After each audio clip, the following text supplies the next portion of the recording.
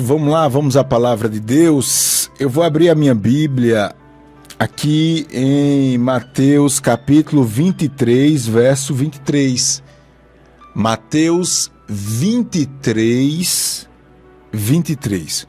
Olha só o que diz o texto sagrado.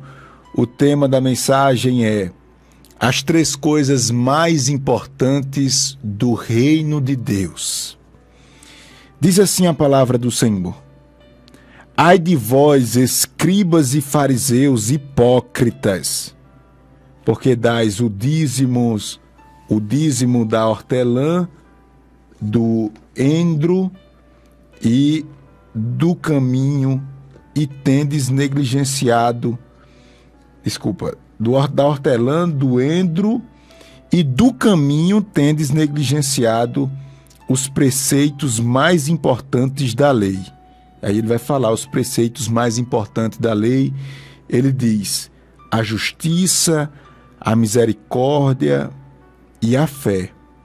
Devieis, porém, fazer essas coisas sem omitir aquelas. Meus queridos e amados irmãos, neste texto sagrado, Jesus ele reconhece a importância de pelo menos três coisas que devem ser a base da nossa fé.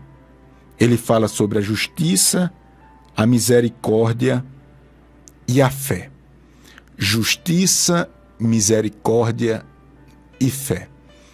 A nossa vida espiritual, ela não é uma vida onde você tem uma experiência espiritual e essa experiência ela vai lhe nutrir para o resto da vida.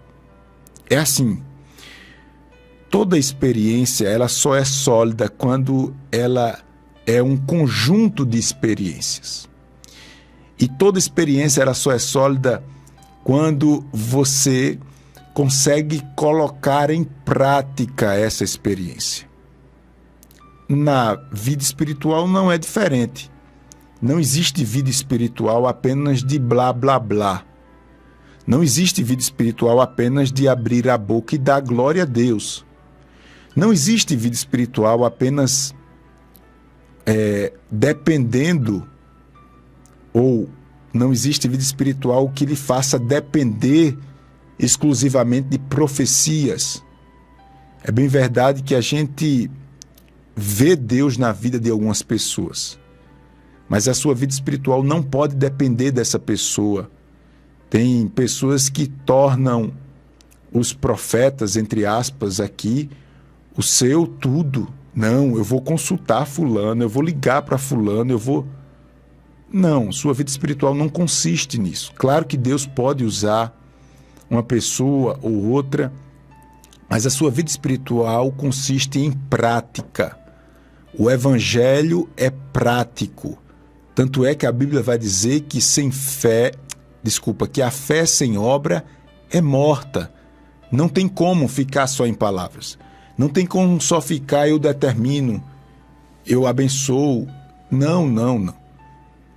Até porque Jesus exige de você fruto. E fruto é resultado. Fruto é trabalho que modifica as coisas. Então, diante dessas bases do reino de Deus e da lei de Deus, você vai ver que o Espírito Santo lhe cobra uma atitude. Essas coisas você não consegue viver simplesmente com palavras. Você precisa colocar em prática. Então, vamos lá já para a primeira coisa importante do reino de Deus e da nossa vida espiritual. Mas antes eu quero aqui fazer uma observação, porque os religiosos dos dias de Jesus, eles queriam exaltar apenas a rigidez da lei de Moisés e a severidade daquelas leis. E eles esqueciam a essência, eles esqueciam a parte da espiritualidade. Eles se agarravam à religiosidade, e esqueci a espiritualidade. E depois eu vou trazer uma mensagem falando sobre a diferença. A religiosidade, ela é boa, ela consiste nos costumes, ela consiste no grupo, nos valores que um grupo carrega, mas a religiosidade, ela não transforma a vida dos homens. A religiosidade, ela simplesmente, ela é uma maquiagem. A religiosidade, ela simplesmente nos dá uma carinha melhor. Mas a espiritualidade, ela transforma o homem.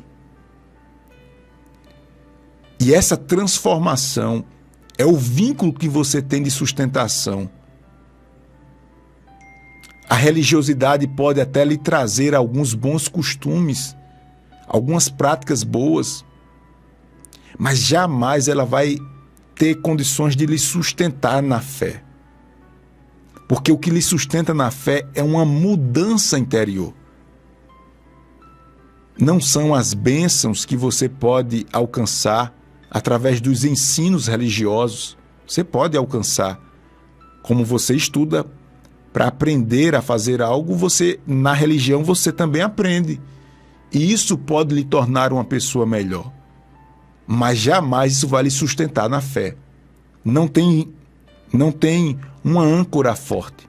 O que vai lhe sustentar na fé é a sua transformação. Você olha para dentro de você e diz assim: rapaz, eu sei, Pastor Júnior, eu sei quem eu era. Olha o que Deus está fazendo na minha vida. Eu vejo essa mudança na minha vida. E isso lhe sustenta na fé. Pois bem, então aqueles homens, eles abdicavam da essência da lei de Deus e ficava apenas na religiosidade. Não pode, isso não vai, aquela coisa que a gente vê até hoje. Mas vamos lá, falar sobre o primeiro pilar ou a primeira coisa importante ou mais importante no reino de Deus.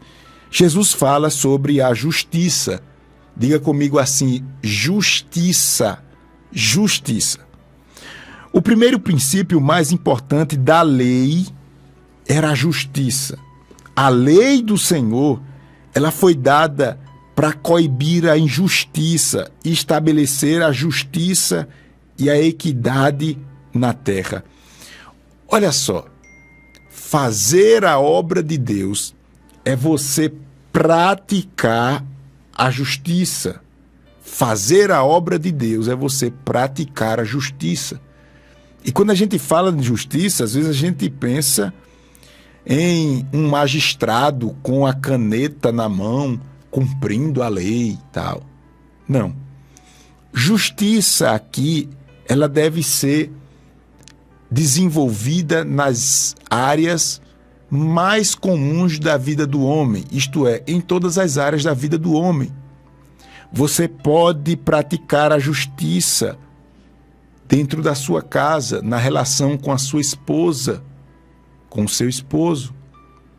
Você pode praticar a justiça na relação no trabalho, com os seus colegas de trabalho, na sua igreja, com os seus irmãos em Cristo. Na verdade, justiça é dar a cada um o que é seu.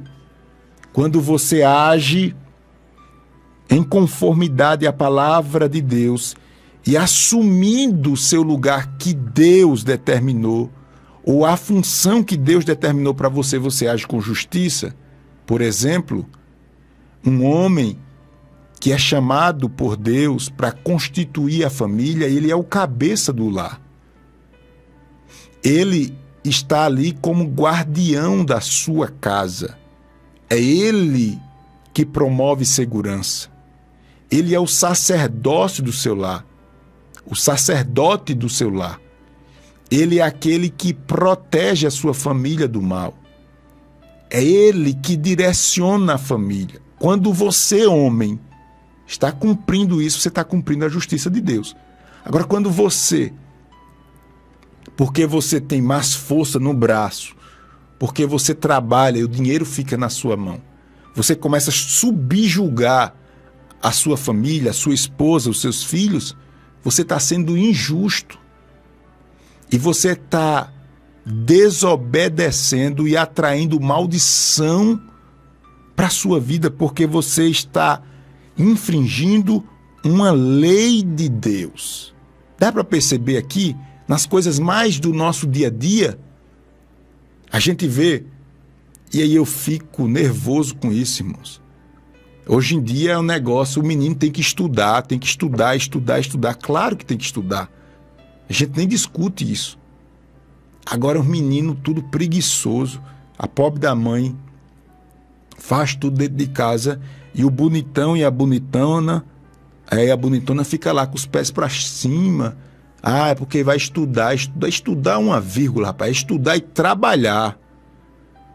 Estudar e trabalhar. Então você, filho, quando você pega a fraqueza do seu pai, da sua mãe, porque quer que você estude, e você fica no TikTok o dia todinho vendo porcaria na internet e tal, e depois vai estudar, e sua mãe, coitada, trabalha fora, tem que lavar sua roupa, tem que fazer comida, tem que lixar, chaleirar. Você, filho, que está nessa condição, você está sendo injusto. Você está sendo injusto. Então, às vezes a gente não sabe de onde vêm as nossas fraquezas espirituais e os problemas que nós vivemos, mas é dessas coisas. É dessas coisas. A esposa, certo que o esposo está trabalhando, está honrando lá e tudo, o cara está com outra mulher, se enxerindo para outra mulher. Injusto. Está vendo que nessas coisas a gente pratica a injustiça? Você é lá no caixa da sua empresa, aí uma pessoa dá um dinheiro, você dá um troco a menor, a pessoa não percebe, vai embora, tal, a pessoa deu um dinheiro maior para você. Não, isso daqui é vantagem que eu tenho. É maldição, é injustiça. Então, a palavra do Senhor nos orienta lá em Deuteronômio 6:25, dizendo: será para nós justiça quando tivermos cuidado de cumprir todos estes mandamentos perante o Senhor, nosso Deus, como nos tem ordenado. Ou seja, a justiça e as bênçãos advindas da justiça nos cobrirão, mas aqui a Bíblia está muito clara, tudo que eu estou dizendo aqui, tudo que eu estou dizendo, quando tiverdes cuidado de cumprir todos os mandamentos. Quando você estiver atento e não querer praticar a injustiça, a bênção de Deus se multiplicará na sua vida. Levíticos 19:15, a palavra do Senhor nos ensina dizendo: não farás injustiça no juízo, nem favorecendo o pobre, nem comprazendo ao grande. Com injustiça ou com justiça julgarás o teu próximo. Tá vendo? Ou seja, você ter uma visão justa das coisas. Sem paixão, sem pensar em você, sem fazer por querer aparecer, mas sempre pensando em cumprir a lei de Deus e no bem comum de todos. Se você agir assim, você vai ver sempre Deus lhe abençoando. É pensar não só em você, mas no bem comum. É isso que a Bíblia está dizendo aqui, para que nós possamos julgar com justiça. Deuteronômio 16:20 diz: a justiça seguirás. Ou seja, quando você segue a justiça, você está seguindo o próprio Cristo. Quando você serve a justiça ou segue a justiça, você está seguindo o próprio Cristo.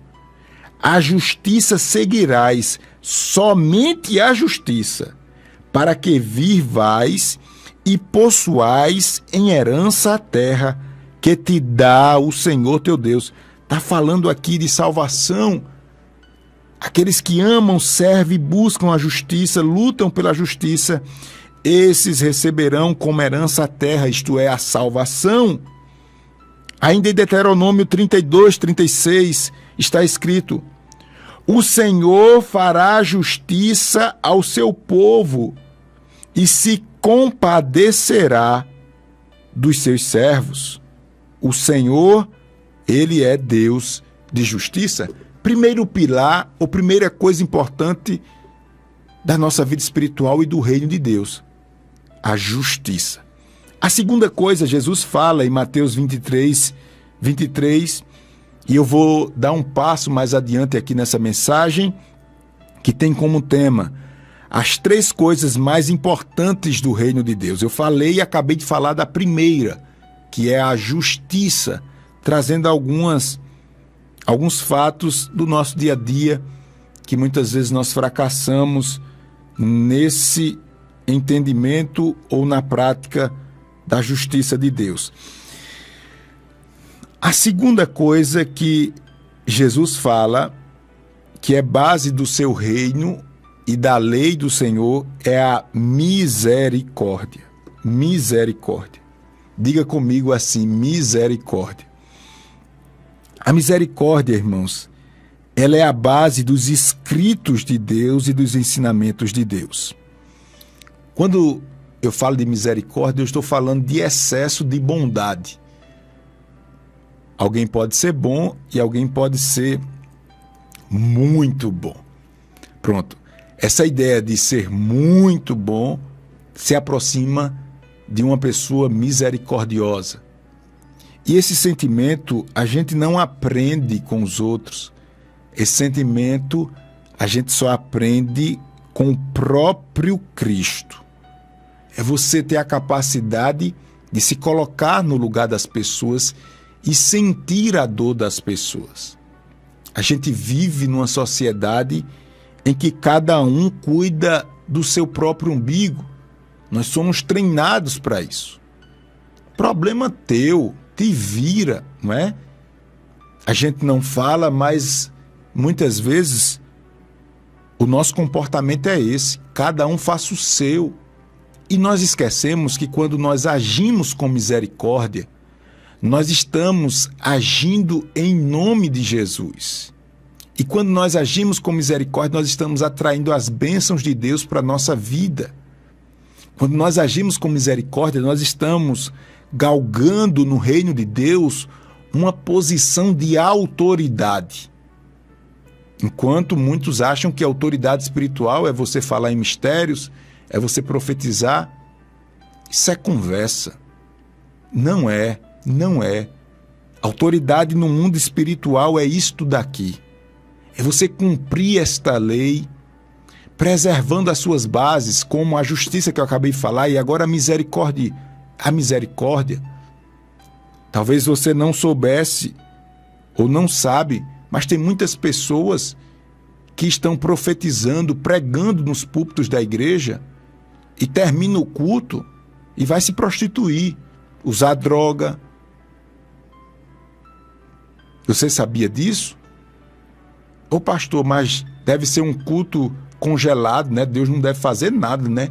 O cara está em pecado e tudo. Não, nem sempre. Nem sempre. Deus é misericordioso e Ele tem compromisso com a palavra. E acontece sinais e tal, e quem olha, mas vai olhar para a vida do cara? Então a base da sua fé não pode ser isso. A base da sua fé é o cumprimento das verdades de Deus como justiça, misericórdia. Levíticos 25, 35. Olha que palavra gloriosa. Escute aí. Levíticos 25, 35 está escrito. Olha só. Se teu irmão empobrecer e as suas forças decaírem, então sustentá-lo-ás. Ou seja, se teu irmão ficar pobre e chegar a cair, você tem que sustentar ele, não é? Ou você é chamado a sustentar ele. E diz aqui o texto, ó, não receberás dele juros nem ganho. Teme, porém, ao teu Deus, para que teu irmão viva contigo. Não lhe darás teu dinheiro com juros. Ou seja, se o teu irmão está sofrendo, padecendo, você deve ajudar. E aí a Bíblia diz, olha, você não pode querer ganhar juros ou ter ganho em cima da dor do seu irmão. Pelo contrário, você deve se compadecer dele. Aqui, irmãos, está um segredo espiritual que poucos entendem. E Jesus já falou dele lá no capítulo 6 de Mateus. Quando Jesus foi falar sobre a importância da oração e do jejum, ele incluiu a importância de você dar esmolas. Isto é, de você ajudar o necessitado. Não existe vida espiritual sem você se doar, servir aos outros. Olha, pastor, eu não vou fazer mais nada por ninguém, porque eu só faço quebra-cara. Olha, então a sua vida espiritual será uma vida espiritual rasa. Você estará comendo das migalhas que caem na mesa do seu Senhor, você podendo sentar na mesa. Eu não discordo de você se eu listar aqui 10 pessoas que eu ajudei. Eu acho que 7 pessoas foram ingratas. Eu estou dando assim uma noção. Eu lhe pergunto, você já ajudou uma pessoa e essa pessoa foi ingrata com você, depois lhe apunhalou pelas costas? Ou foi só eu? Hein? Já aconteceu isso com você? Você ajudou. Eu lembro de um cidadão que estava passando necessidade. E Deus me deu a graça de fazer alguma coisa por esse infeliz. Eu digo assim mesmo. Que Deus me perdoe. Mas já falei. Aí, pronto. A gente faz. Agora, sabe por que a gente fica tão constrangido? Porque a gente acha que a bênção e o resultado vêm através da pessoa que você ajudou. Isso é falta de maturidade da gente. Porque não é isso que a Bíblia diz. A Bíblia diz que a bênção de Deus está vinculado a esse exercício espiritual de você ajudar alguém que precisa, mas não é que esse alguém vai te retribuir. Até porque seria muito fácil, né? Seria um investimento. Eu te ajudo e depois tu me ajuda. Aí eu vou ajudar todo mundo, porque eu vou investir certo de que você vai depois retribuir o que eu fiz por você. Assim ficaria uma troca e aí todo mundo não precisaria de fé. Não é isso que a Bíblia ensina. A Bíblia ensina que você deve fazer, deve evitar divulgar o que você está fazendo por aquela pessoa. E o Pai que vê tudo, é o que diz o capítulo 6 de Mateus. O Pai vê tudo, é o Pai que vai te recompensar. Aí veja bem, eu falei aqui abusado com essa situação que eu falei aqui para você ainda há pouco, mas veja bem, isso é por causa da dureza do nosso coração, da tolice do nosso coração. Porque a ajuda que eu dei àquele cidadão, ele não me retribuiu, pelo contrário, ele me deu prejuízo. Aí veja bem, mas se eu olhar lá na frente, a bênção de Deus veio de outra maneira na minha vida e, sei lá, 100 vezes mais, 1000 vezes mais, sei lá. Então, a gente precisa ter sabedoria e não julgar a nossa fé com emoção, porque com emoção você vai falar o que eu falei aqui. Isso é um infeliz, não sei o que e tal. Mas não é, ajude e você vai ver que lá na frente Deus vai criar uma situação. Isso não é eu que estou falando, não. É o próprio Jesus. No Sermão da Montanha ele vai dizer isso. Então, ele está dizendo, você deve agir com misericórdia para com os necessitados. Aí diz aqui, ó, Êxodo 22, 21 está escrito, não afligirás o forasteiro, nem o oprimarás, pois forasteiro foste na terra do Egito. Ou seja, não faça tal coisa com fulano, porque um dia Deus colocou alguém na sua vida para lhe livrar. Deus colocou alguém na sua vida para lhe dar uma palavra, para lhe dar a mão. Então repasse essa bênção para outras pessoas.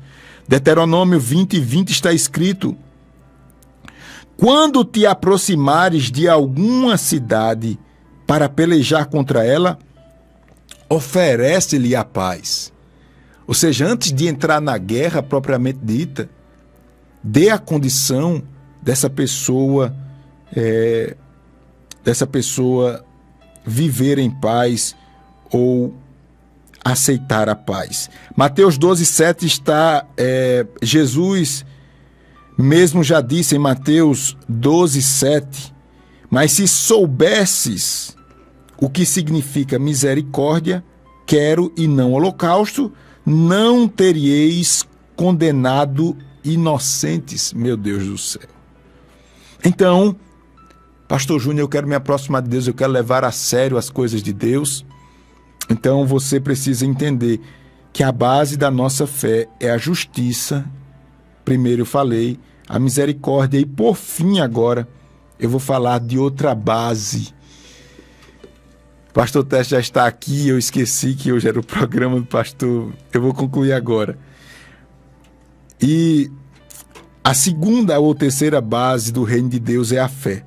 E quando nós falamos de fé, nós não estamos falando só de um sentimento, nós estamos falando, acima de tudo, de um compromisso. Fé na Bíblia é sinônimo de compromisso. Deuteronômio 30, versículo 11 diz: porque este mandamento que hoje te ordeno não é demasiadamente difícil, nem está longe de ti. Pois estas palavras, ou esta palavra, está muito perto de ti, na tua boca e no teu coração, para cumprires. A fé está ao seu alcance. Portanto, alimente a sua fé com exercícios espirituais. Que Deus nos abençoe, que Deus nos ajude, que a graça de Deus esteja conosco em todos os momentos da nossa vida. Amém e glória a Deus.